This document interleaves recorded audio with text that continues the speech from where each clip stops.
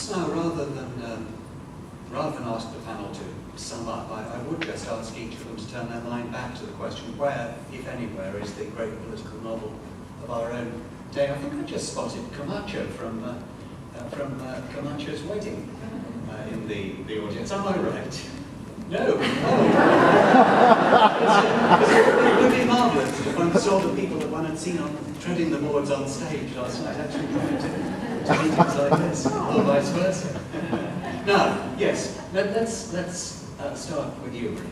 Well, I think I gave my answer away when I said the book that I take with me. I think that Watercolor is of our age a great political novel. But what would you write if you were tasked with writing a great political novel of our age? Where would you look? Where would you go? Well, I look in a lot of different places, and you know, I don't think I'd ever set out to write a great political novel of our age, but I would want all of my novels to be about the world we live in and about recognisable human dilemmas. Because I think what I was going to say in a way in my summing up is that the great political novel is the one which sort of interfaces the human drama with the wider political picture. And I think in a way you do have to start with the human drama. I know Orwell doesn't quite do this, and you know, it doesn't quite work in 1984, and doesn't really even work in Animal Farms. It's about animals not human. It works in Burmese days, doesn't it? Yes, it does, yes. No, I've lost my track. Okay, somebody else have a go. Yes, so the point is... essentially, it's about the interface of it's got to start with the people. Yes, it has really, yes. Yeah. Chris? I completely agree with that it has to... well, the way people change the world is in conversations between two people, you know, over the kitchen table. And yeah, great writing comes from there. They're not sort of political procedural. They're human. I think there has been a gap. There's been a hiatus. We don't have someone with that level of technical ability and incandescent anger right now. I think we're all working up to it.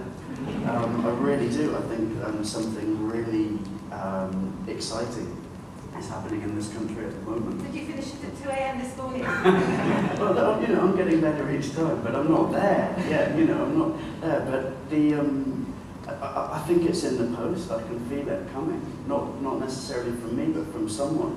And in the next few years, we're going to get a response to this extraordinary crisis that we're living through at the moment, where there just seems to be a complete disconnection between what you hear people's concerns being when you speak with them, and the way those concerns are represented in our political system.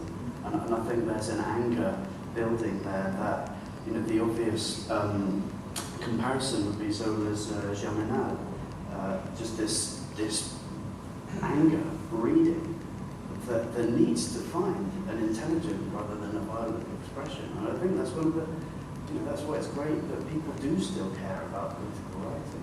The ability of that, you know, to change opinion in a powerful but peaceful way. I was really struck by that point about saying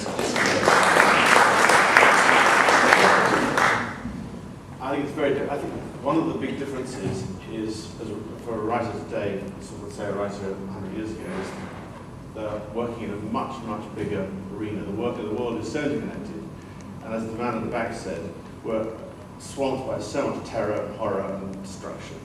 It's very hard for us in this explosion of activity to focus. And I think it's very difficult. So I want to go back to Jane Austen, that well-known political writer, and refer to that famous remark which she talked about working on a piece of ivory 2 inches long. And I think, taking up Marina at this point, I would want a political writer to focus on a very small thing, which will become a very big thing. And that's what I would do. Well, I must admit, I'm still slightly troubled by you raised, I think, in the very beginning, and the lady in the middle mentioned, she talked about Moby Dick. I think that, you know, there's the struggle to actually recognise a political novel that perhaps the writer has intended in a political way, but we as readers don't necessarily understand because we don't understand the context, the context in which that person is producing the work. And I think that the way that we are now so fragmented, not just in this country, but elsewhere, in some ways makes it increasingly difficult for people to be able to pick up a book and really see, in a deep kind of way, the sort of politics that is informing that piece of work.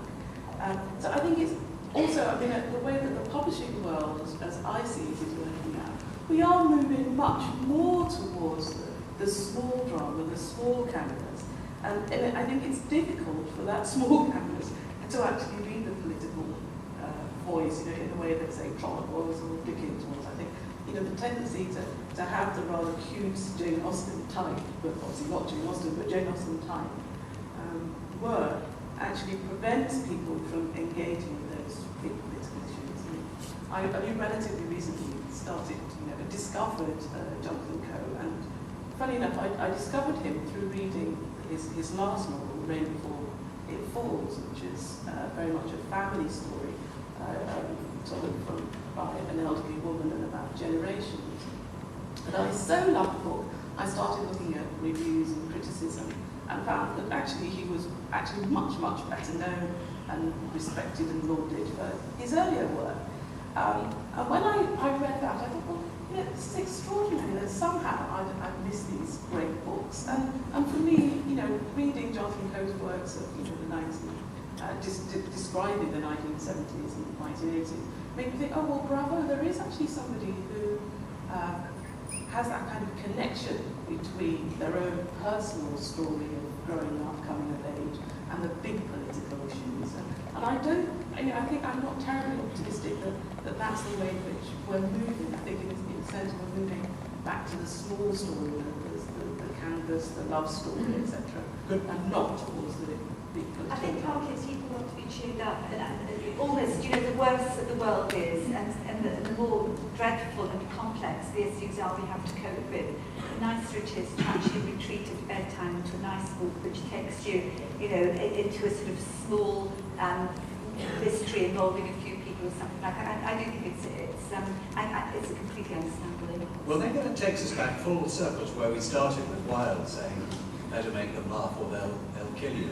Maybe if people want to be cheered up, the great political novel today would be cheering and would nevertheless ambush people with a serious message, even though they only wanted to be cheered up. And on that note, I think it remains for me to thank all of you for coming on behalf of the Orwell Prize, to thank our panel. I must say that if we hadn't had such a classy panel, we would have been outclassed by our audience. Never underestimate a Buxton Festival audience. Thank you.